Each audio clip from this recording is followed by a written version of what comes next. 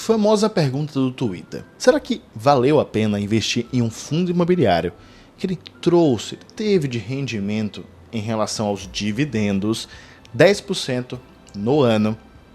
Em contrapartida, ele acabou se desvalorizando os mesmos 10%. Primeiro, essa pergunta faz sentido?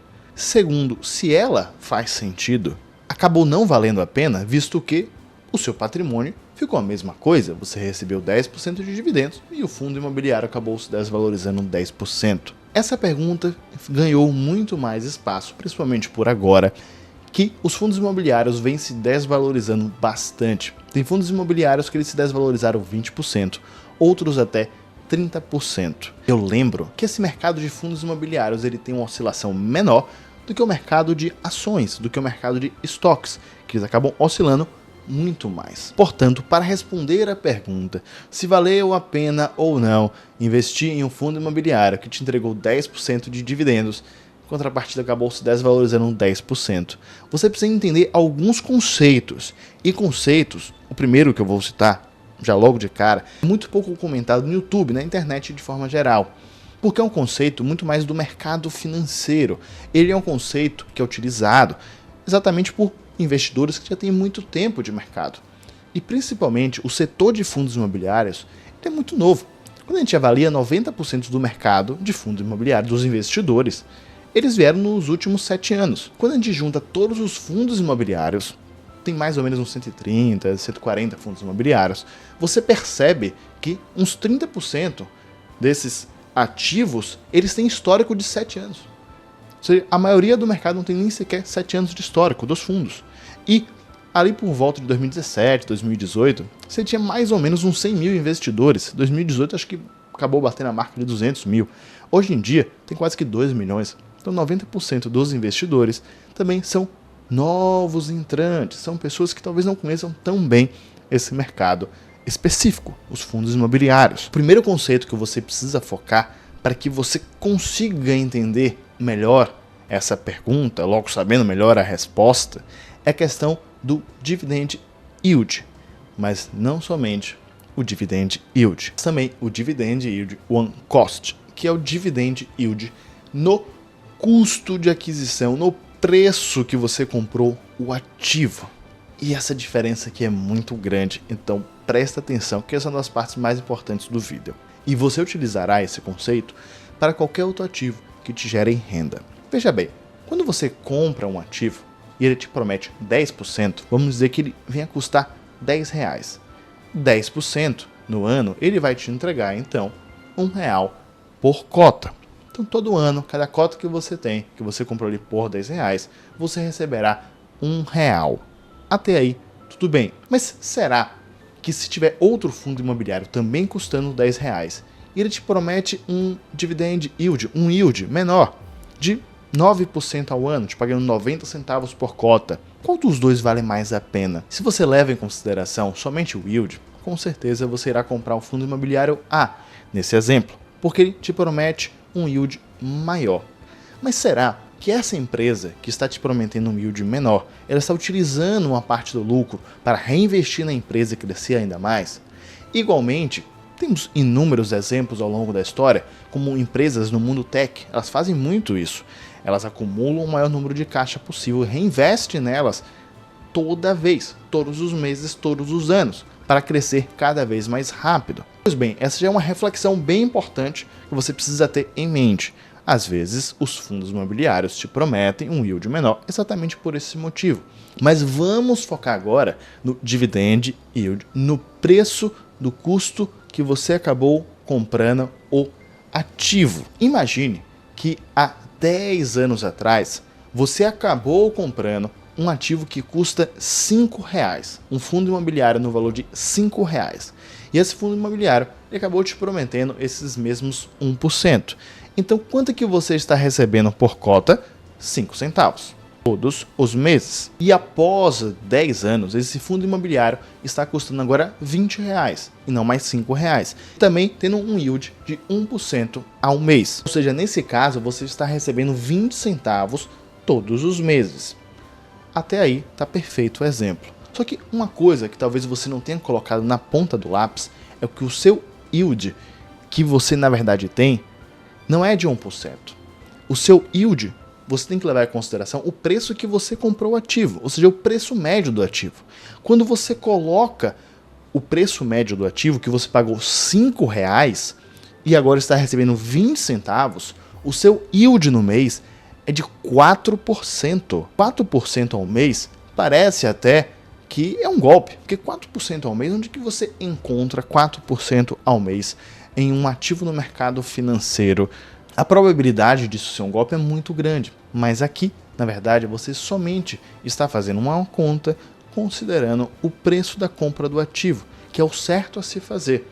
E eu sei que você vai comentar, Osmar, tem que considerar a questão da inflação, Osmar tem que considerar outros aspectos. Ok, até aí tudo bem. No mercado, nós temos inúmeros exemplos de empresas que quando você faz essa conta do yield, elas têm um yield considerando o preço do custo. Se você tivesse comprado na época, você teria acima de 50%. Temos inúmeros exemplos nesse caso. Com fundos imobiliários, temos também. Deste modo, você considerar somente uma fotografia em 12 meses no ativo, que te entregou 10% e acabou de dividendos, acabou caindo 10%, não faz muito sentido. Porque você tem que considerar primeiro o seu preço médio. Não vem ao caso se em 12 meses caiu 10%. Qual é o seu preço médio? Isso que vem ao caso. Qual é o seu preço médio? Por que você comprou esse fundo imobiliário? Ele faz sentido de acordo com a sua carteira? Quanto foi que você já recebeu de proventos, de dividendos ao longo do tempo? Qual é o seu yield? Considerando o seu preço médio, o preço de custo de aquisição daquele ativo. Esse conceito, quando você avalia o curto prazo, às vezes não faz muito sentido, principalmente para fundos imobiliários, tem muitos novos entrantes, porque o seu preço médio, o ativo você acaba cobrando por 9,50, hoje em dia ele custa 9,10, 9,70, acaba não tendo uma diferença muito grande. Mas pense sempre num prazo um pouco maior, de 5 anos para frente. Talvez comece a fazer muito mais sentido você sempre considerar o seu yield no preço que você comprou esse ativo. Isso é muito importante. Entenda que os investidores de longo prazo, eles calculam dessa forma. Então, se um investidor que já está 10 anos, 20 anos no mercado faz desse jeito, por que você também não vai começar a fazer? Pensando que você quer ficar nesse mercado por mais tempo. Um outro detalhe, que aqui vai parecer um pouco estranho, eu vou comentar aqui agora, só para não me esquecer, a gente curtir aqui o vídeo, se inscrever no canal, ativar o sininho de notificação. Isso seria agregou alguma coisa para você até agora. Caso não, vamos continuar o vídeo. Um segundo conceito, que é um pouco estranho talvez, que é a questão da renda ser diferente do preço do ativo. Não necessariamente são as mesmas coisas. Você tem um fundo imobiliário, que é um fundo imobiliário de galpões de logística. Então ele tem 10 galpões e a renda dele só aumenta todos os anos. Consequentemente, você acaba recebendo, por exemplo, mais dividendos todos os anos. Só que o preço desse ativo acabou se desvalorizando no mercado. Isso pode acontecer, isso acontece em muito.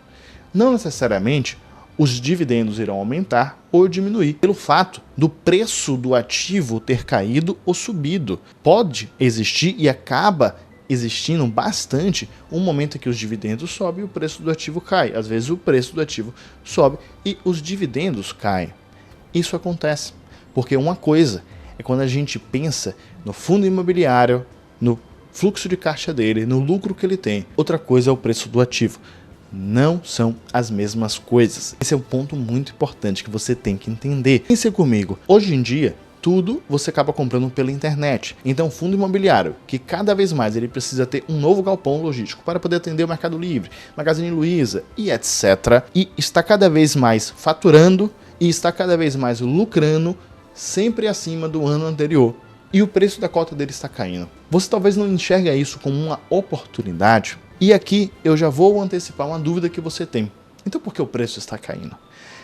O ciclo de mercado, ele sempre irá acontecer. Você pode ir de encontro a tudo, menos aos ciclos de mercado. Estamos em um momento em que a taxa de juros da economia, ela está em altos patamares, a taxa Selic, e também está subindo ainda. Consequentemente, isso acaba sempre levando ao preço do ativo, que é de renda variável, a cair. Isso é normal. Porque alguns investidores acabam tirando o recurso da bolsa e colocando em renda fixa. Não só grandes investidores, mas também investidores menores. Alguns investidores, devido a inúmeros fatos internos do Brasil, acabaram tirando o recurso financeiro do Brasil. Até por isso o dólar acabou subindo. Então, isso leva também a você tirar um recurso financeiro da renda variável e aplicar fora do Brasil, esses investidores, ou até em outros setores internos. Você entendendo como o ciclo de mercado funciona, acaba ajudando a você tomar melhores decisões. Quero até que você deixe aqui nos comentários outros motivos que você acredita que acabaram fomentando para essa desvalorização dos fundos imobiliários. Não necessariamente um fundo imobiliário pontual, estamos falando do mercado aqui de forma geral. Além disso, vem sempre a pergunta: então vale a pena investir em fundos imobiliários ou não? Pensando em uma diversificação de sua carteira, ter fundos imobiliários acaba trazendo para você aquela paz mensal, aquela paz que todos os meses irão cair alguns dividendos de sua conta, livre de imposto de renda, podendo utilizar eles como você desejar, ou para comprar novas cotas, ou até para poder investir em outros ativos, ou para pagar suas contas, ou para guardar na renda fixa, pensando em construção de alguma reserva de oportunidade, algo nesse sentido. Outra perspectiva que você também tem que entender é que, como existem os ciclos do mercado, em algum momento a taxa de juros da economia ela irá cair, ou ao menos parar de subir dessa forma como vem acontecendo. A taxa de juros não irá subir eternamente. Isso não será perpetuado para o além. Não. Em algum momento isso irá se estabilizar. Não sabemos se será daqui a 3 meses, 6 meses ou 1 ano. Mas os ciclos de mercado eles nunca erram. Em algum momento isso acontecerá. Consequentemente, quando a taxa de juros acaba caindo, os fundos imobiliários eles acabam se valorizando. E olha que detalhe interessante. Você se lembra do yield, do dividend yield no preço do ativo? Você talvez terá comprado um ativo custando R$5, recebendo 1%, ou seja, 5 centavos, mas no futuro, devido a essa questão da oscilação da taxa de juros, ele está valendo R$10, com os mesmos 1%. E você está recebendo o dobro, o seu dividend yield no preço que você comprou o ativo, agora é o dobro. Você pagou R$5, está recebendo um dividend yield de 1% em cima de R$10. Não serão todos os fundos imobiliários que terão essa valorização. Você tem que saber escolher qual é o fundo imobiliário, você tem que saber se posicionar, você tem que estudar esse mercado. Não adianta investir em qualquer fundo imobiliário, nem levar em consideração somente um parâmetro, que isso é um equívoco muito grande na hora de um investimento financeiro. E, como eu sempre tenho a pele em risco, eu vou deixar aqui do lado um outro vídeo que eu acabei aportando em um fundo imobiliário. Não é uma recomendação financeira, mas acaba te ajudando a você entender um pouco mais esse cenário macroeconômico, pensando no mundo de uma forma geral, pensando dentro do Brasil e a minha exposição frente aos fundos imobiliários. Eu recomendo que você assista esse vídeo. Um grande abraço, meu nome é Osmar Tanajura e eu te vejo daqui a pouco.